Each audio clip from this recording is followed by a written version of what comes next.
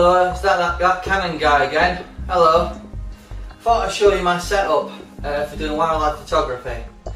Here is a 300mm f4 lens with a 1.4 teleconverter on a 7D camera body. So that's my setup. It's basically the ideal wildlife photography lens, really. I just want to say it is a challenge to get birds in your viewfinder because you can't zoom out and find the bird and zoom back out. So there is a disadvantage to this being a prime. However, it is an extremely good setup and you do get extremely good quality from it. The autofocus with the 1.4 teleconverter, that means you're getting a lot of reach at 5.6. It is a really good setup.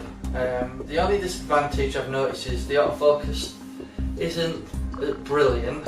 It does sort of sometimes struggle, but I think that's more so to do with autofocus in general, because an example would be if you're focusing on something that is in the middle of a load of grass.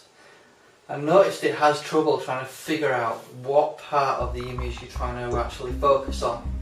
But I think that's a problem with autofocus on the lens, more rather than the autofocus not being very good.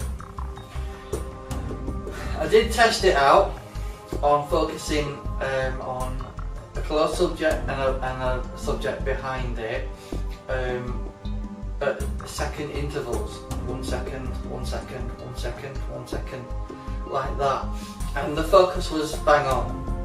It just struggled when you try to focus on maybe a squirrel in a tree with lots of branches all over the place. It does struggle, but I think that's probably more so to do with autofocus. So under that circumstance I had to switch to manual to try and get my image. Otherwise I would have lost a great shot. And there has been a few occasions when that's happened, where I've been shooting my subject and it's having trouble focusing. I've had to go, oh bollocks, and then just basically go to the manual focusing dial, do it myself and get the image. So I've got some good images recently using this combination, which is a 7D, which is 1.6 crop, 1.4 teleconverter on the 300mm lens. So I'm getting a lot of reach. Sometimes I need more reach, and there's other times when I need a damn sight less reach. An example of that was, and I couldn't believe my luck, is I was in local park and a squirrel came up to me and it was literally a metre away from me and I couldn't focus on it, and I'm thinking, oh my god, that's a brilliant shot, and I can't focus on the damn thing.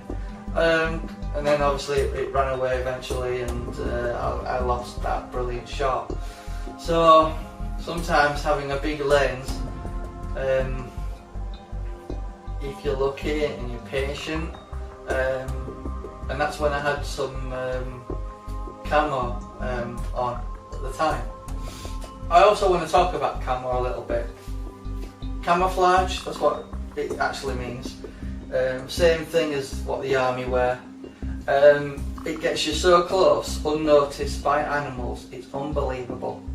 And I just want to tell you my experience of wearing camouflage. Basically, I was looking to try and get myself a nice, good picture of a squirrel, and I wasn't having much luck.